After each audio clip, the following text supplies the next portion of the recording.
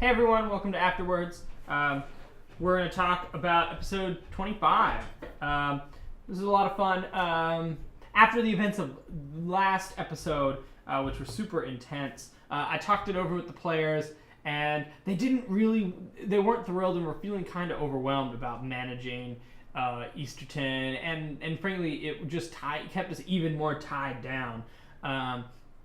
So did what I thought was a pretty fun job of Sue Easter does have a legitimate claim to the throne. Christine is pretty honorable, so she gave it up. I don't know whether or not her husband is going to be too happy about that, especially because that was potentially a really easy way for them to take the area. James is a loose cannon. I don't know what we're going to see with him because he kind of just came out of the moment when I made him last time. So this got us to this episode. I needed a way to get them down, and we've been talking about Sherryton for so long that we just needed to see it. So the Moonberry Festival, which I stole from Threshold Moonlight, as an elven festival that has been kind of incorporated into the culture of Sherryton because of their large elven population, because they are so close to the homeland. That was a lot of fun. Vel was elected king. It got them down there. It got everyone, I think, pretty excited about being there. Clarion wants to go. And I've had Sherry designed for a little while. We just hadn't gone there because it was so far. But now that we've sort of gone to Nod, the world feels a little bit bigger. And so maybe Sherryton isn't as... we don't have to spend several episodes going from Marenton all the way. We can now sort of just montage a nice little going down the river to Sherryton, because it's a pretty heavily trafficked... it's between two capital cities with a river between them. It's really easy to go south from Easterton to Sherryton. Had a lot of fun. I love Sherryton. It's... whereas Erin is like more pretty standard fantasy, Sherryton has a sort of French vibe to it.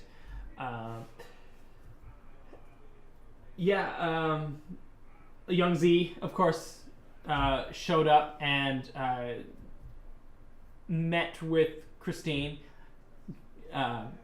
Clarion, of course, I love Clarion because he's just like a sad puppy. Like Young Z can just kick him and he'll just come back. And I don't know. He's a romantic, but it's kind of fun in a way. And now it seems that Christine has an ally in Young Z and the princess, Princess Anastasia Carmel. So that should be interesting to see. I love that scene in the dress shop. That one I had planned. I did not have the bread scene, the bread absinthe scene planned. So that was just me making stuff up on the fly. And that scene was a lot of fun too. It was really fun to see elves. Elves are weird and elves are different. So elves, I just try to put as much magic as possible into the whole thing, because high elves they all have a cantrip, right? So almost all of them know a little bit of magic, and high elves, or the Onistera elves, are the ones most likely to travel away from the homeland, because the Tertotem elves kind of stay more... I'm always afraid I have those mixed up. But the high elves are more likely to leave, and they all know a little magic, so magic is just like a part of life to them. We got shopping, we got the bread scene, which was awesome. We got the Knot of Steel daggers, which the current observer knows that the only way to get Knot of Steel daggers is to have Angzi make them. So just kind of an interesting thing to remind the party that when they asked for those steel daggers earlier on, they were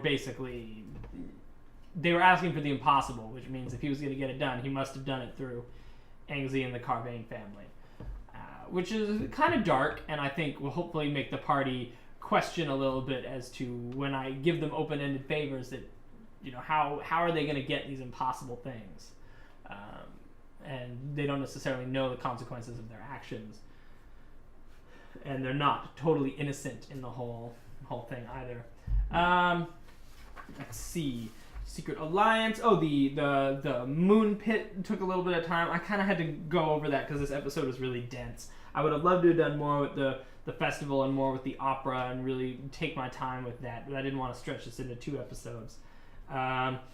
We had an accidental lesbian relationship. I thought that cross race was enough to begin with, but I guess now it is 2 female elves. A female elf and a human woman who are in love, and sort of a little bit more of the racial politics within elven culture itself. Onis Terra elves and Terra Totem elves don't necessarily see eye to eye on a lot of things, especially when it comes to like how they choose to worship the moon goddess through magic and like actual acts versus kind of having a more peaceful, nature-centric view of the whole thing. Threshold Moonlight's protagonist Cress is the more nature-y type of wood elf versus the high elves, which Vel is. So as you can see, they don't necessarily see eye to eye on a lot of things. Let's see, we're going into the woods now. We're going to start kind of a little mini adventure that should take the next 2 episodes. Leading us to the end, I have kind of a cliffhanger planned, but we're here in the home stretch. So I'm very excited. I hope you are too. Thanks for watching afterwards. We'll see you on Monday for regular Threshold. Have a great rest of your week.